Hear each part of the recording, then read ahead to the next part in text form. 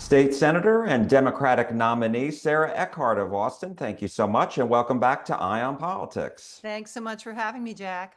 You bet. So you won it outright on March 3rd. Why do you think you won a majority of voters on the primary?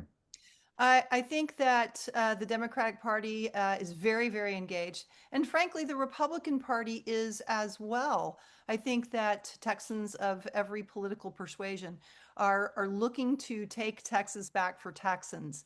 So I think that we've seen a lot of energy in both primaries and a lot of crossover vote. And that I think is instructive that we are in a realignment. And when you say there's been crossover, are you saying that in your own individual race? There has been some crossover. We're still just analyzing it and looking at other races as well to understand exactly what we're seeing. But it does appear that there is a realignment occurring that is, I think, productive for Texas. And so you are now going to be facing Republican Don Huffines, former state senator of Dallas. And what is your main message to voters come November?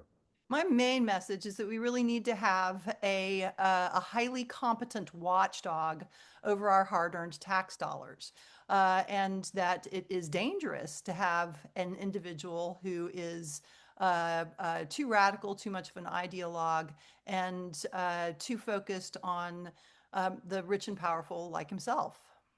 And so when you say that, give me some examples. What do you mean by that? Because he has called for Doge, get rid of abuse, fraud, waste, etc. So what is it about his message, background, etc., that you oppose and should be concerning to voters? One party rule for 3 decades is not healthy, whether it's Republican or Democrat. One party rule at the least tolerates a level of inefficiency, and at the worst, it tolerates a level of abuse and is completely resistant to any kind of accountability. And while Don Huffines talks about doging and rooting out fraud, waste, and abuse, really he's talking about destroying government, actually, so that it's survival of the richest. It is important that we have a level playing field for all Texans, not just for the wealthiest. And so if you are to be elected, what are your top priorities?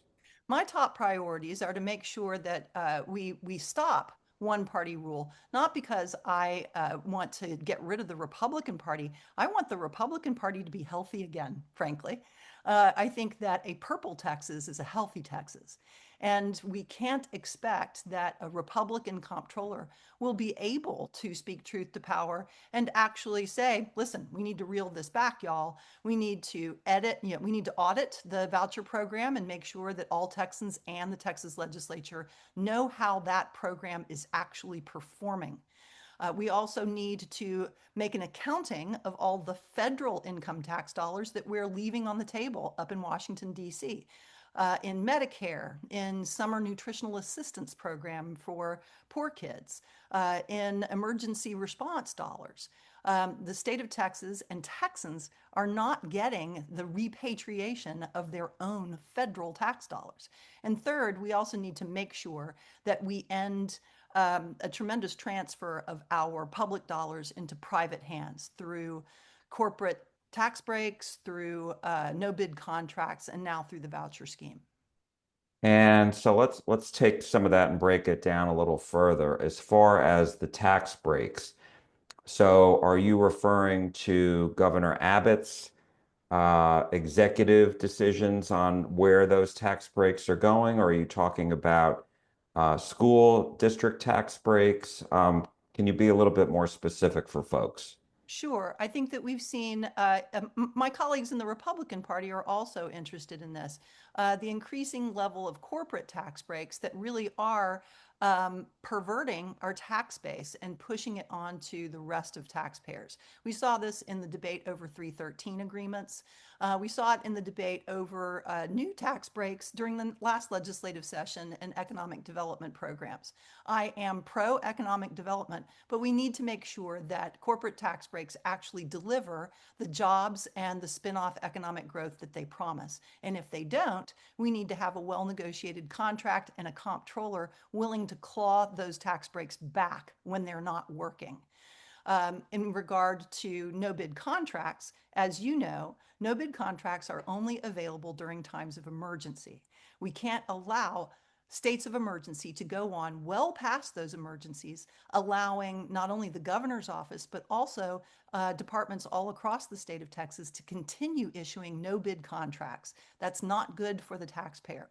That's not good competition for those contracts, and it doesn't get us the best price for those contracts. So that needs to end as well. And we've already spoken of the voucher system. It's important for us to audit that system so that we know who's actually benefiting most and who's benefiting least and who's not benefiting at all from the voucher scheme.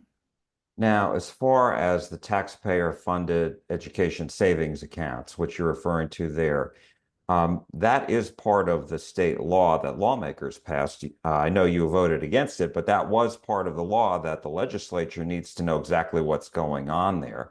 Um, do you seek to, if you are elected, strengthen that?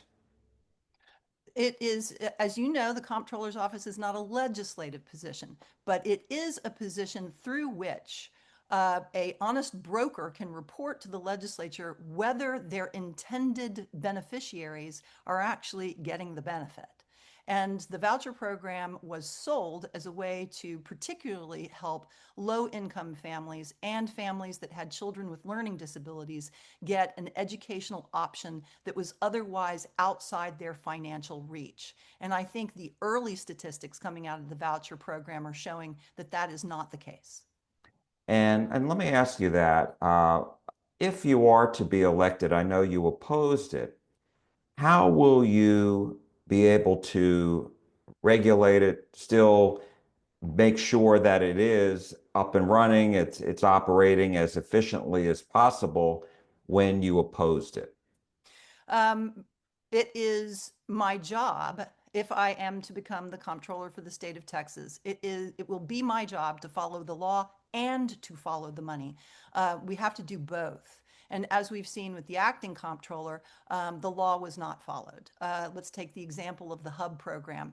That's in statute and has been for more than 30 years. And yet the acting comptroller chose to actually ignore the law and frankly dismantle it to serve his political interests and his belief in what the law should have said, but didn't. I will not do that. Even if I disagree with a policy that the Texas legislature has passed, I took an oath to uphold the Texas Constitution and the U.S. Constitution. I've taken that oath more than 9 times in my career, and I will continue to uphold the law and respect the separation of powers between the legislative branch and the executive branch. And you brought up an interesting point because if you are to be elected, I mean, there may be some other Democrats as well, but obviously, there will be some Republicans statewide as well. I think it's fair to say. How will you work with the other, not only the legislative branch, but the other executive, the governor, the lieutenant governor, and the agriculture commissioner, any other commissioners who are elected in Texas? The best working relationship is one that is an honest one, that plays with the same set of facts and doesn't play games with the facts. So I will work with my colleagues in the executive branch and in the legislative branch in the same way I always have, being a plain dealer, speaking honestly about where I'm coming from, but also respecting the difference between the judiciary, the executive, and the legislative powers. It's important that we have a clear balance and a separation between those three powers. And bipartisanship actually produces the best result for Texans. I did want to go back to something you said about the no bid contracts and how they are only allowed during emergencies. And you brought up a point before, this yours is not a legislative branch, but would you be working with state lawmakers and urging them to curtail that, or, somehow, some way curtail these no bid contracts, shorten the emergency powers that the governor has. It is an influential position since the comptroller does have oversight over all of the contracts purchasing goods and services in the state of Texas. Currently, under no bid contracts, the departments don't actually necessarily have to say which emergency they're pursuing the contract under as a no bid. So the comptroller's office can go deep into that and show which contracts were for what emergency and whether that emergency is still, frankly, emergent. And if not, report back to the people of Texas and to the legislature.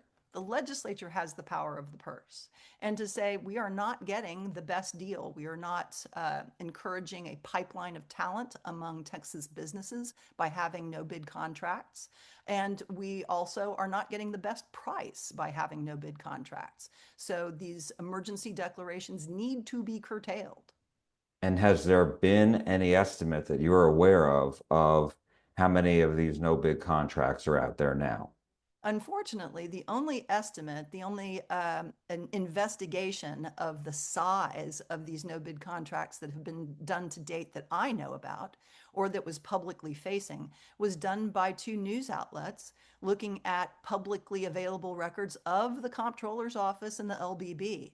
After crunching the numbers, these two news outlets found that nearly $1 billion worth of no bid contracts had gone out through the governor's office. That's concerning. And before I let you go, anything else that you would like voters to know about you and the race you are running? One other thing I'd like folks to know is while I'm not a MAGA millionaire. I have no relationship to Jeffrey Epstein, but I am a public servant who is battle tested. I have a law degree and a master's in public affairs, including public finance and tax policy. I've been a commissioner, a prosecutor, a county judge, which is the chief executive of a major metropolitan county. And for the last 6 years, actually, I've been a state senator. I'm ready to crack open the books and tell you where your money is going. And we will leave it there. State Senator and Democratic nominee for Texas Comptroller Sarah Eckhardt. Thank you so much. Thank you. We appreciate it.